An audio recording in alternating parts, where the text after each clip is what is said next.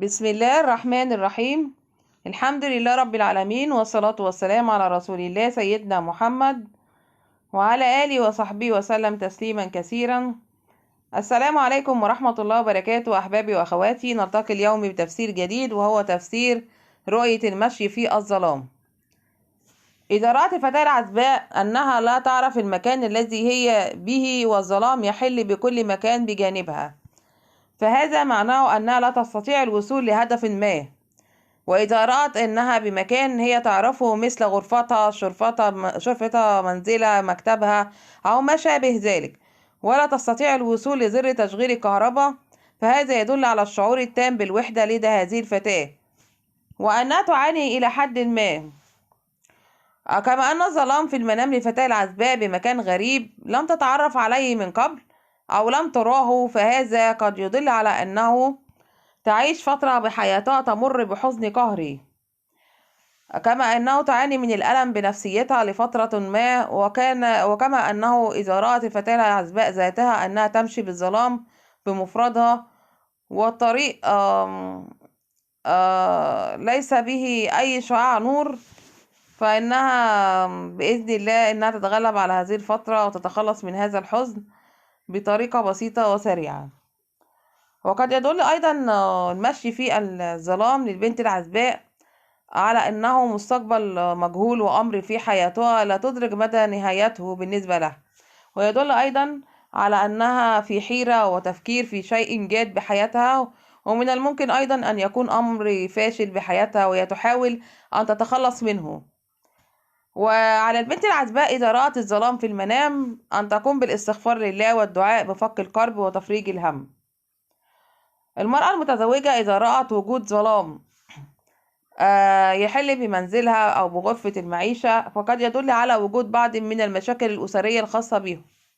وإذا رأت المرأة المتزوجة أيضا وجود ظلام بداخل المطبخ، فهذا معناه أنه سوف تواجه بعض المشاكل المالية التي سوف تختفي وتبتعد بعد فترة قصيرة من الزمن.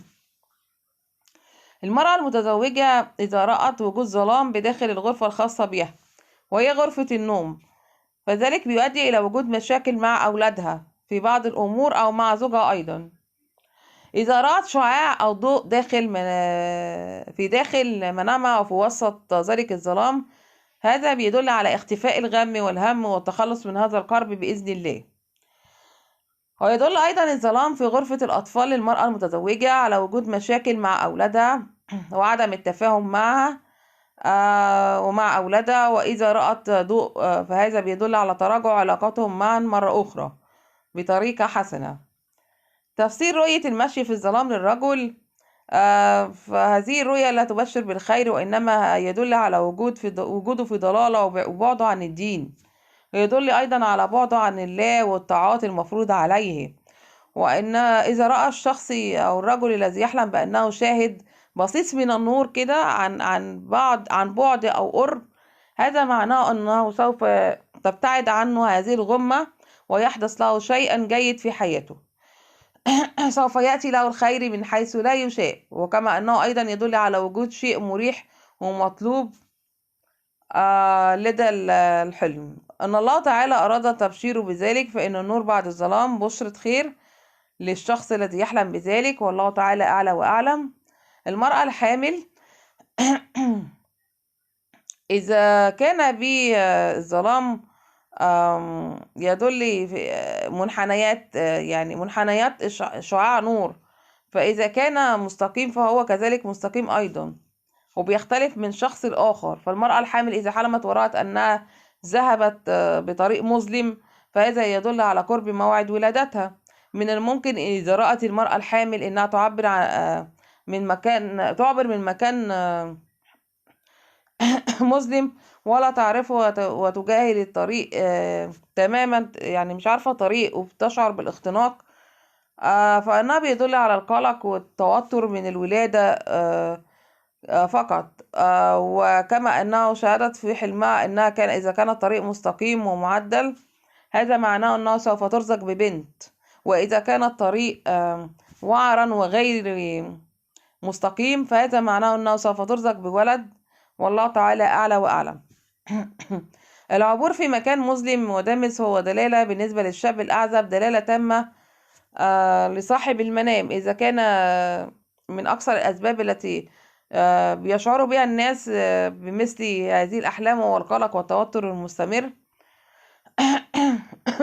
لأن الطريق المظلم هو دلالة على صاحب المنام يشعر بالضياع ويشعر بالتوهان، أو إنه كثير ما يشعر بالوحدة. كل هذا بيؤدي من صاحب الحلم إلى الاستيقاظ بالفزع الشديد من منامه الذي شعره وإحساسه بالاختناق. الطريق الطويل المظلم في المنام وعدم شعور الحالم بالأمان في مكان ما وعدم شعوره بالراحة. إنه من الممكن أيضا أن يكون يشير إلى هجر أصدقائه له، ومن رأى أنه يقود سيارة ويصير في مكان مظلم بالنسبة للشاب الأعزب فإنه بيدل على أنه تتيح له الإمكانية المالية والشعور بالوحدة لنفسه. كما من الممكن أيضا أن نفسر تفسير رؤية الظلام للشاب يدل على مشاكل متعلقة في حياته بيحاول التخلص منها، ولكن أمرها يطول، فعليه التقرب إلى الله أن يخرجه من الظلام إلى النور ويفرج همه بإذن الله.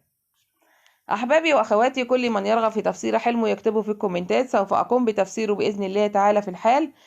لمتابعتي الدائمة بقناتي فسر حلمك مع علا، اشترك وفعل زر الجرس، اختار الكل والضغط على زر اللايك ليصلكم كل جديد. تحياتي لكم جميعا.